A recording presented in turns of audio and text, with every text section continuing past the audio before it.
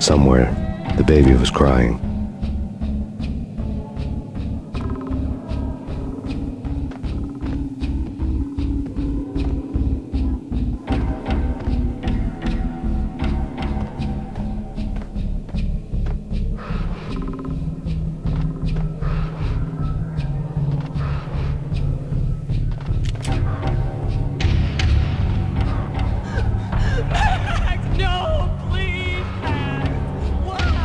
Should've known it when we found you snoring next to Lupino's corpse.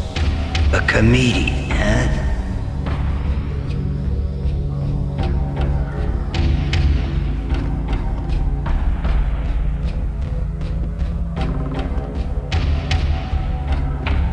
Michelle looked at me from the photo.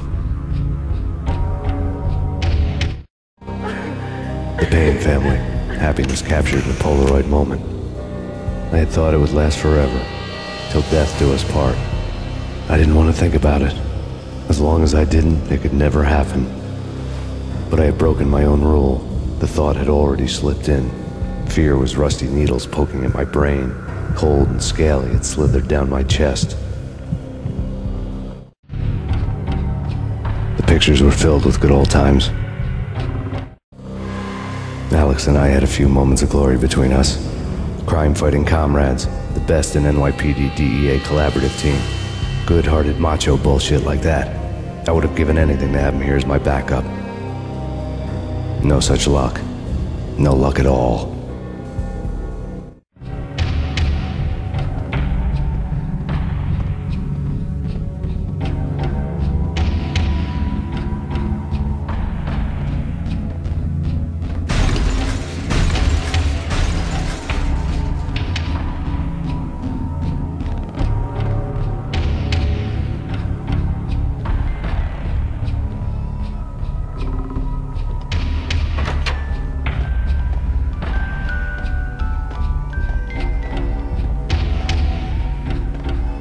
I really love to watch cartoons. Captain Baseball Bat Boy's my favorite.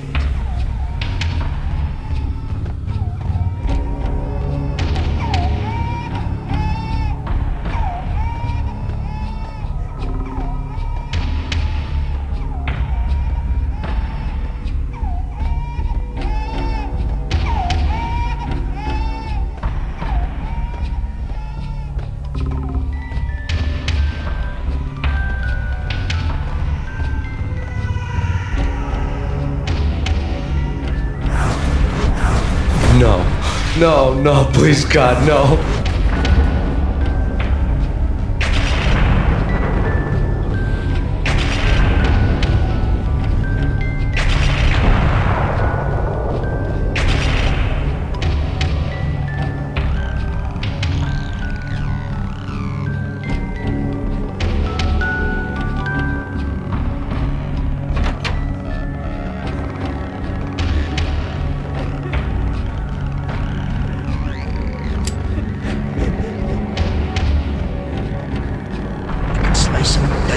Shoot them full of holes, blow them to bits, vaporize them, disintegrate them. No matter what you do, they'll still be back, good as new. Michelle's diary lay on the table. Michelle was working part-time in the district attorney's office. Her diary was open on today's entry, her handwriting all pretty curves. An army dossier found its way to my desk yesterday. Valhalla? Isn't that a Norse myth? Something about Vikings? I tried to tell Max about it, but he was busy, that cute frown on his brow. Guess it's nothing, just a mix-up at the courier service. From now on, I would always find time for her. It was a hollow promise. Too little, too late.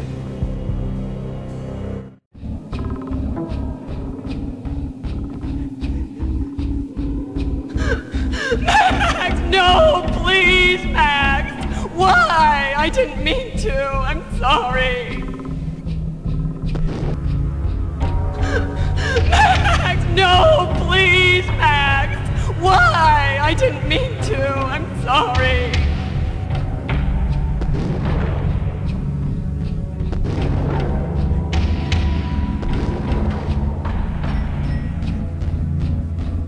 Murderer! You killed her!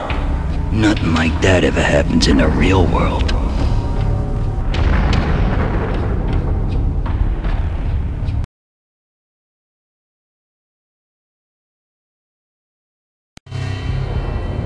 I woke up in a bad dream. My head felt 2 sizes too small for my brain. Max Payne. I envy your name. And the killer was smiling.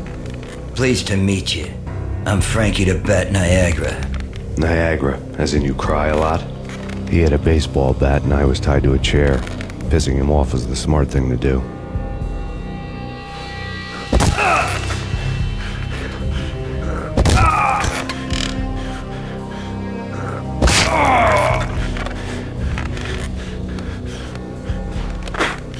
Nothing wrong with a little laugh now and then. Take me, for example. I love to watch cartoons. Cartoon violence is a fascinating thing. Let's take a break. I need to take a leak and maybe grab a cold one at the bar. Don't worry. I'll be back to finish this off. And then, it's checkout time. You play, you pay, you bastard. He swaggered out, and the door clanged shut behind him, locks clicking into place. Everyone makes mistakes. Mine hadn't been to crack jokes about the goon with the bat. He'd have cracked my skull regardless. It hadn't even been to trust a girl with a gun. I had blindly gone after the first bad guy on my hit list when I should have been aiming further up the ladder, at the head of the Punchinello family. I couldn't bring myself to be pissed at Mona. Guess I had a soft spot for a pretty face.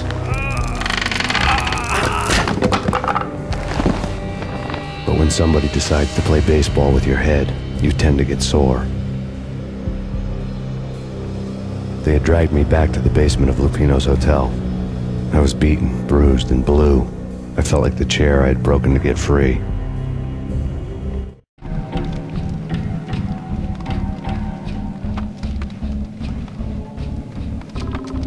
All I had was Niagara's bat, sticky with my own blood.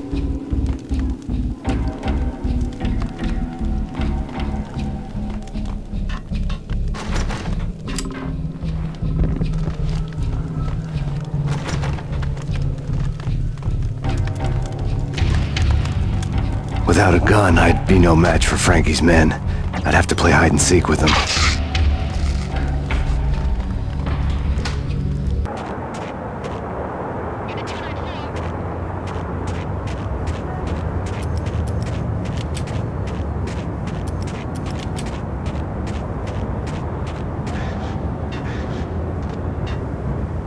Things were fast going from bad to worse.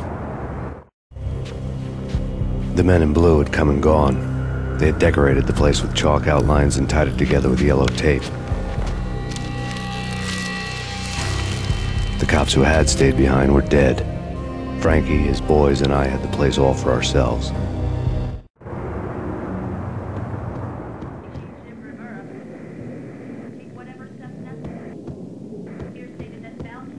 Just forget about it. Just forget about it. Hey, just forget about it. That crazy witch, you should have heard her. She was a real scream when the boys caught her trying to cap the Don. Oh, that's friggin' bad. To the trio? That's even worse than what Frankie's doing to that poor bastard downstairs. She's gonna take a long time to die. The mobster muscle on the phone was talking about Mona. Punchinello's trio were nothing but bad news.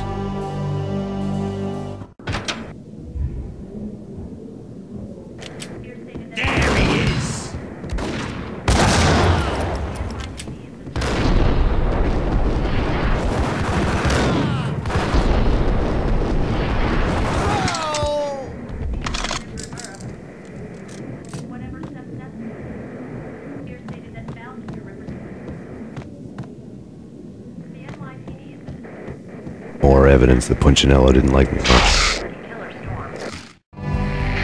The fact remains that all the victims so far identified in the Ragnarok shooting have been known criminals, many of whom had large doses of V in their blood. Reliable sources say that Max Payne was also among those killed, although no body has been recovered at this time. Reliable sources. That meant somebody thought the Mafia had me, didn't want the cops snooping around anymore. The body would be delivered to them barely recognizable, case closed. Don Punchinello had the power to be that reliable source, which was no news, but his news was old news.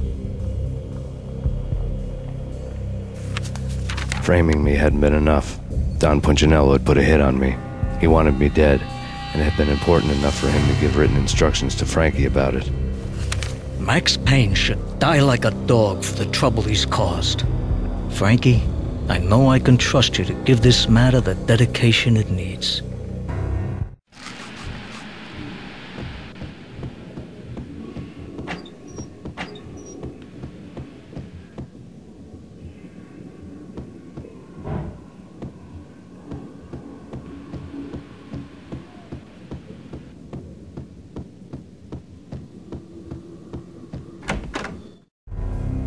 The hotel bar was fast developing quite a history.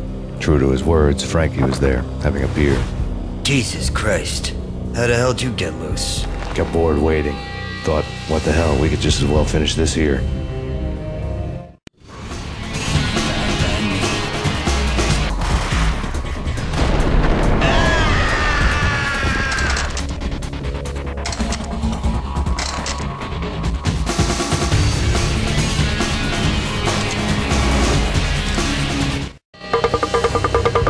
Thank you. You've been a lovely audience. Had enough? I don't play with girls anyway. Unfair! I spotted the tail as soon as I left the hotel. A big black Mercedes. I had seen the car before. That time it had heralded impressive explosions. Vladimir was back. Bang! You're dead, Max Payne. I might have laughed if I remembered how. What's this supposed to be? Cops and robbers? Look, you want something with me? Get in line. Peace, man. Relax. You know you are a real news item. Armed and dangerous. I am going to make you an offer you can't refuse. I've always wanted to say that. It's a bum rap. I've been framed. Well, that's a moot point. Whatever you did or did not do, I'm sure you had good reason for doing it. Want to hear me out? I'm listening.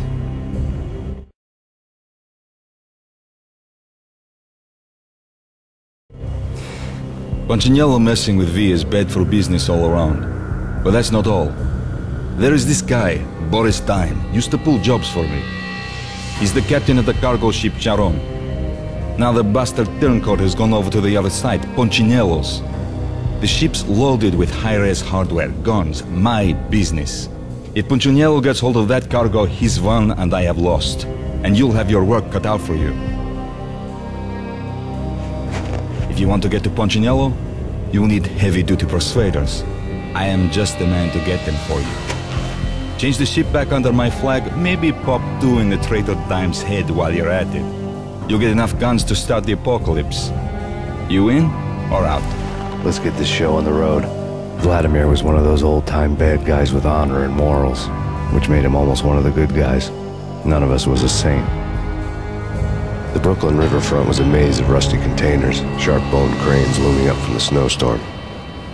On a night like this, you couldn't help but think of the dark army of dead men sleeping with the fishes, cement shoes in line. No Minotaur lurked in this labyrinth, but somewhere out there, on the clanking deck of his car. I doubted the letter was a receipt.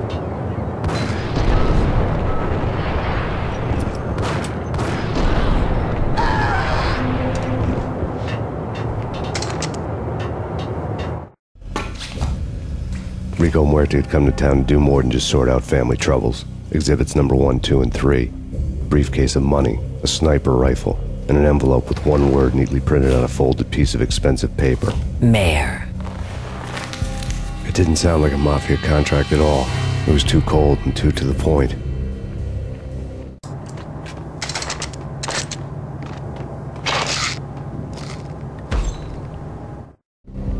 Rust had crept over the sides of the cargo steamer a long time ago. Boris Dime would be on board. I'd have to smoke half of his crew to even get near the gangplank. Guns were probably being kept in the hold, buried amidst the rats and oily water.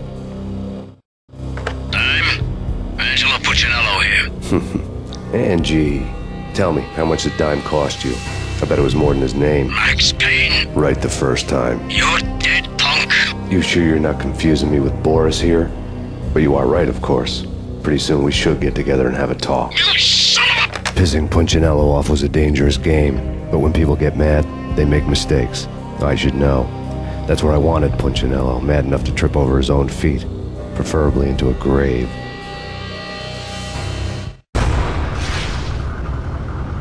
Tell the devil that died sent you.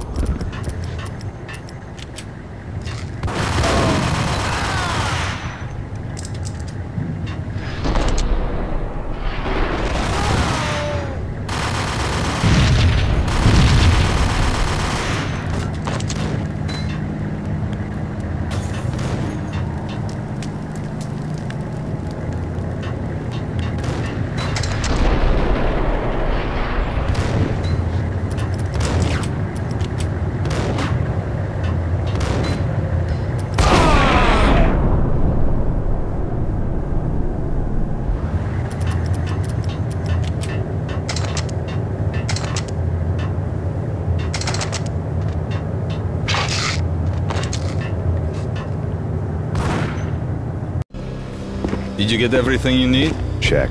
I owe you. Anything you need. This is my solo. When I'm through, Punchinello won't be anybody's problem anymore. Clear as vodka. But anytime you get between a rock and a hard place, just whistle. This could be the beginning of a beautiful friendship. You really get a bang out of this big-time gangster act, don't you?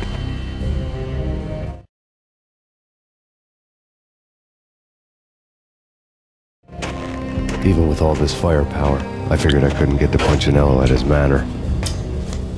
I could only hope that he wouldn't pass a chance to hear me beg, to see he's won. This is Max Payne. I want to cut a deal. Payne, you're a dead man. That's what everybody keeps telling me. I got your ship and her cargo. I want to meet. No pain, no gain. Capiche? You know my restaurant? Yeah, I know it. 1 hour. Punchinello's restaurant had seen better days. Snow was falling like ashes from post-apocalyptic skies, but that was outside. Things would soon get hot in the Don's restaurant. I knew it was a long shot, Angelo Punchinello actually showing up, but there was no crime in hoping.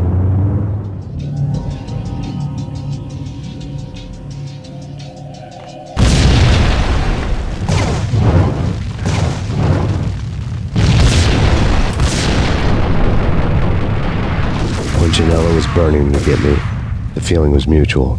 He was trying to put out my flames with gasoline.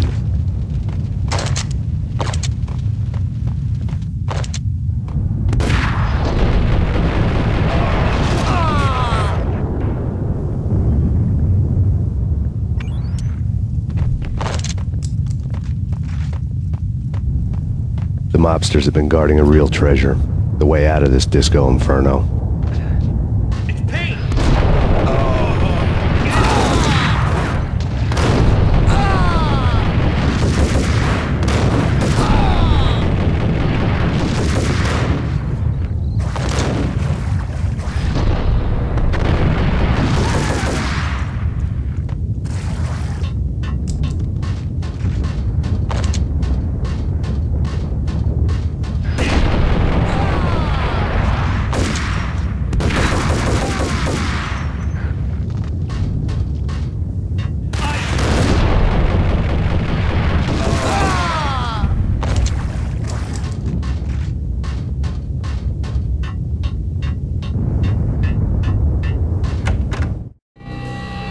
Vlad had seen my smoke signals.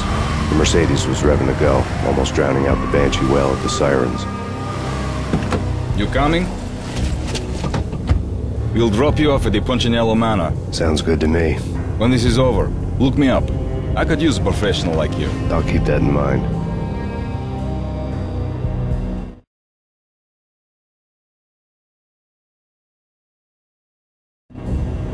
The night groaned with cold. The garden lights flickered nervously. In their light, the falling snow was dead white before the darkness ate it up. I had heard the stories. The trio were mad dogs. They'd have hung the heads of their enemies over the manor gates if the capo had only let them. Punchinello wanted Payne. He'd see the pain. The trick in my situation was that there was no trick, no matter what the movies tell you. No rules, no secret mantra, no roadmap. It wasn't about how smart or how good you were. It was chaos and luck, and anyone who thought different was a fool. All you could do was to hang on madly, as long and as hard as you could. Someone had graciously left the back door open for me and killed the guards. My money was on Mona. I knew the trio would be standing between me and Punchinello. I had read their rap sheets, thick as phone books. No one would be walking out of here alive. The numbing cold of the broken night had followed me in. The trio tangoed down the manor halls to the silent rhythm of their murderous hearts, the blood of their victims rust on their lips. Vince Mignano, Pilot Providence, a.k.a. Big Brother, and Joe Deadpan Salem. The pistol was a frozen lump in my hand, piercing the skin, gnawing me to the bone.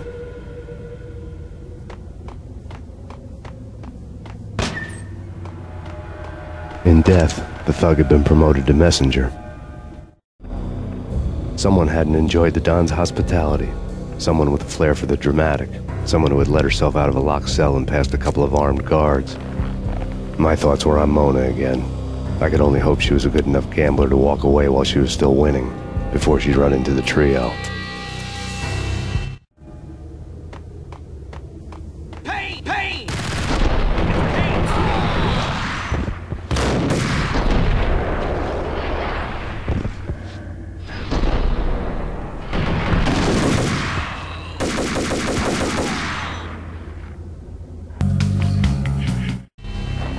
The word on Lisa Punchinello was that she was a bit of a witch. The tarot cards on the kitchen table fit the picture. They weren't my kind of cards, but I was willing to take a crack at the hand Mrs. Punchinello had dealt. The first card was the tower.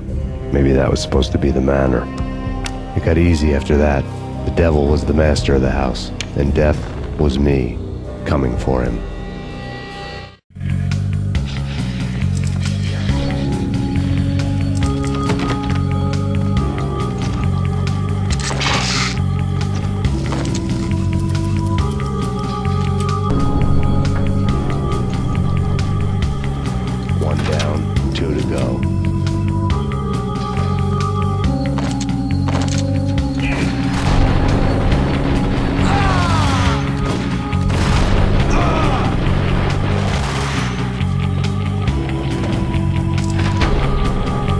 My fortune had been told.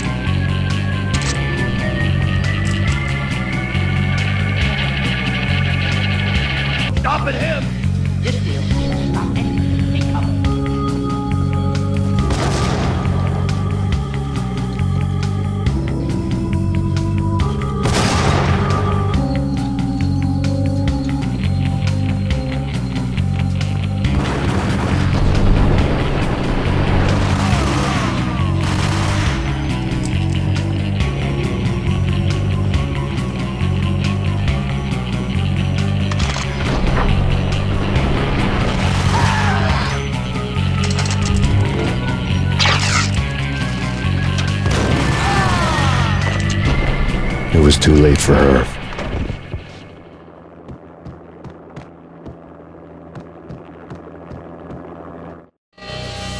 You're a real angel, Max. I couldn't tell whether it was Mona or her sister. The body was a mess. The sick bastard had really gotten a kick out of it. Seeing her lying there got me thinking about another woman's body on another bed. Got me thinking about a fallen cradle.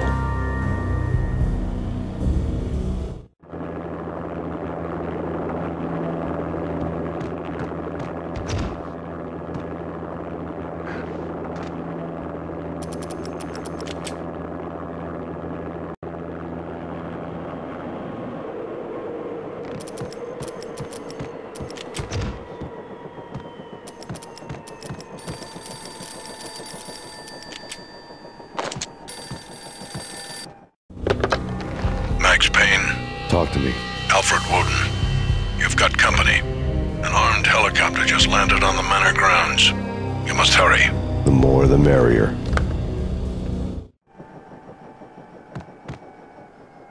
End of the road, Payne.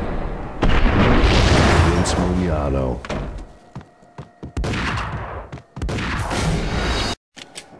End of the road, Payne. Vince Mugnano.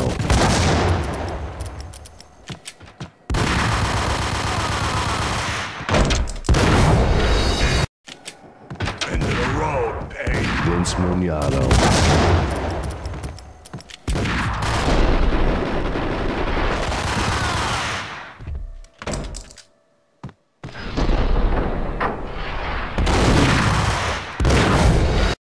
End of the road, Payne. Vince Mugnano.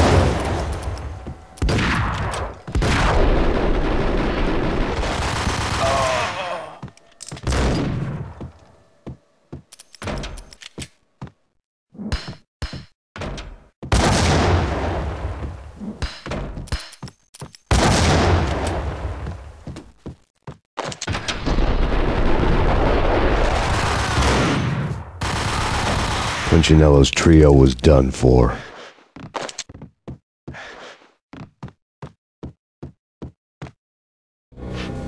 Outside my door.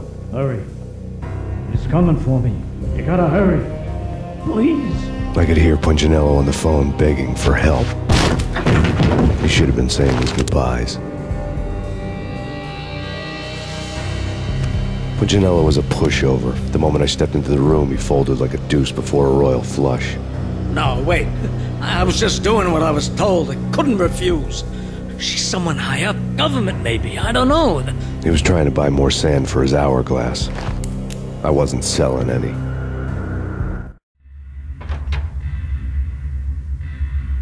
No, I told him nothing.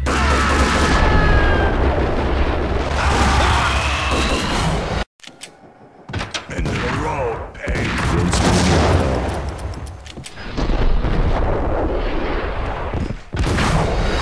End of the road, Payne. Vince Mugnano.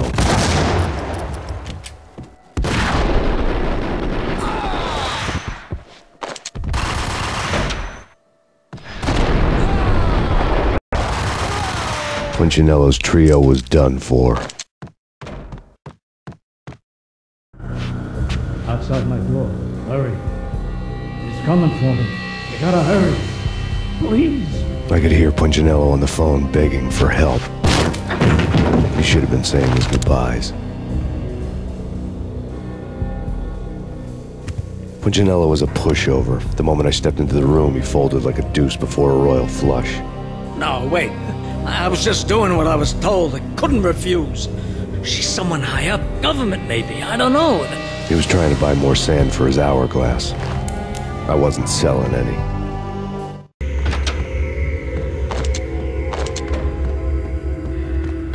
Drop it. Don't move. Game over, Max Payne. I could tell when I was outgunned. It was time to take another beating. The mystery witch was a real barracuda. Trouble in dagger heels, a smoking assault rifle in her hand, and an army of killer suits behind her. How sweet. I get to kill two birds with one stone. Sooner or later, it was going to catch up with you.